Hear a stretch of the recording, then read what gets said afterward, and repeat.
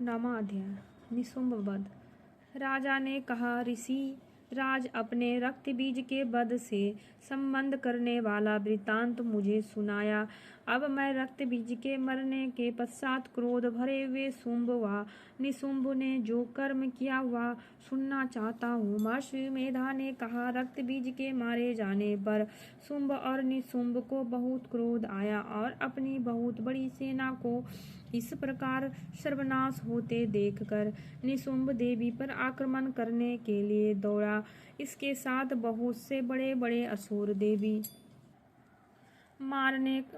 मारने के वास्ते दौड़े और महापराक्रमी शुंभ अपनी सेना सहित चांडिका को मारने के लिए बढ़ा। फिर शुंभ और निशुंभ का देवी से घोर युद्ध होने लगा और वह दोनों असुर इस प्रकार देवी पर बाण फेंकने लगे जैसे मेघों से वर्षा हो रही हो।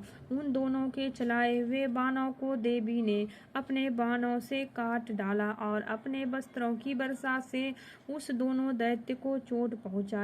निशुंभ ने तीक्ष्ण तलवार और चमकती हुई ढाल लेकर देवी के सिंह पर आक्रमण किया। अपने वाहन को पहुंची हुई देखकर देवी ने अपने क्षुरद्र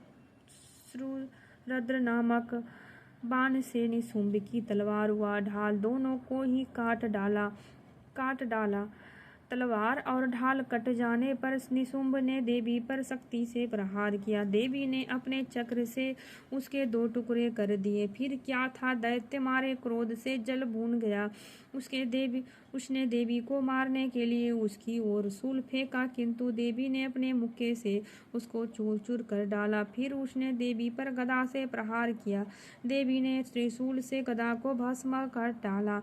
इसके पश्चात वह फारसा हाथ में लेकर देवी की ओर लपका। देवी ने अपने बाणों से उसे धरती पर सुला दिया।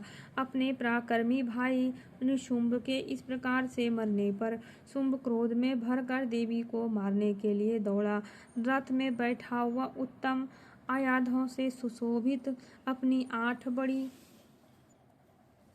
बड़ी भुजाओं से सारे आकाश को ढके हुए था। शुंभ को आते हुए देखकर देवी ने अपना शंख बजाया और धनुष की टंकार का भी अत्यंत दुस्सह शब्द किया। साथ ही अपने घंटे के शब्द से, जो कि संपूर्ण दैत्य सेना के तेज को नष्ट करने वाला था, संपूर्ण दिशाओं को व्याप्त कर दिया।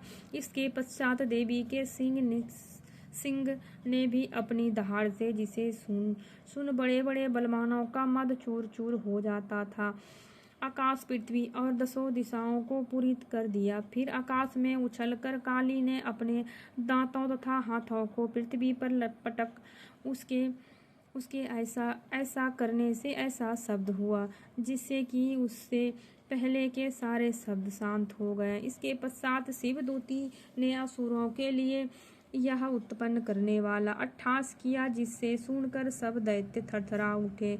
शुंभ और बड़ा क्रोध हुआ। फिर अंबिके ने उसे, अरे दुष्ट, खड़ा रह कहा तो आकाश से सभी देवता जय हो बोल उठे। शुंभ ने वहां जाकर ज्वालाओं से युक्त एक अत्यंत भयंकर शक्ति छोड़ी, जिससे आते देख कर देवी ने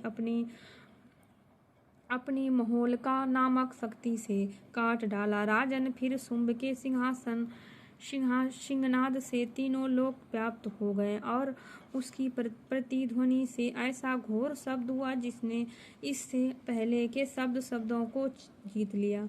शुंभ के छोड़े बाणों को देवी ने और देवी के छोड़े बाणों को शुंभ ने अपने बाणों से काट सैकड़ों और हजारों टुकड़ों से परिवर्तित कर दिए। इसके पश्चात जब चांडिका ने क्रोध में भर शुंभ को त्रिशूल से मारा तो वह मूर्छित होकर पृथ्वी पर गिर पड़ा। इतने में निशुंभ चैतन्य होकर वहां धनुष लेकर आया और अपने बाणों से उसने देवी, काली तथा सिंह को घायल कर दिया। फिर उस राक्षस ने 10,000 भुजाओं धारण करके चक्रादि आयुधों से देवी को आच्छादित कर दिया। तब भगवती दुर्गा ने कुपित होकर अपने बाणों से उन चक्रों तथा बाणों को काट डाला। यह देखकर निशुंभ हाथ में गदा लेकर चंडिका को मारने के लिए दौड़ी।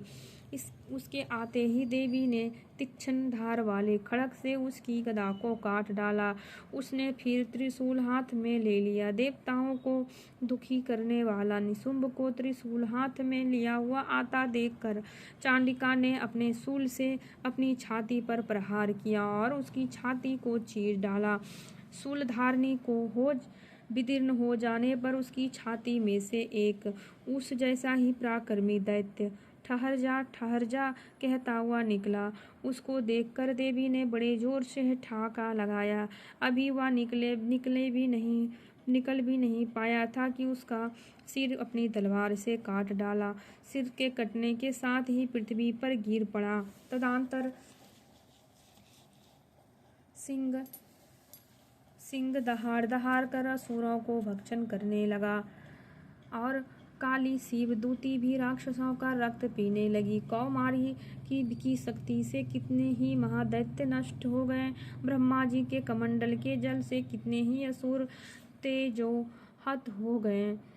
कई दैत्य महेश्वरी के त्रिशूल से विदीर्ण होकर पृथ्वी पर गिर पड़े और कई ब्राह्मी के प्रहारों से छिन्न भिन्न होकर धाराशायी हो गए। वैष्णवी ने भी अपने चक्र से बड़े बड़े पराक्रमियों का कचूमर निकालकर उन्हें यमलोक भेज दिया और ऐन्द्री के ब्रज से कितने ही महाबली राक्षस दो टुकड़े हो गए और दैत्य टुकड़े हो गए। कई दैत्य मारे गए और कई भाग गए। कितने ही काली शिवदूती और सिंह ने भक्षण कर दिए।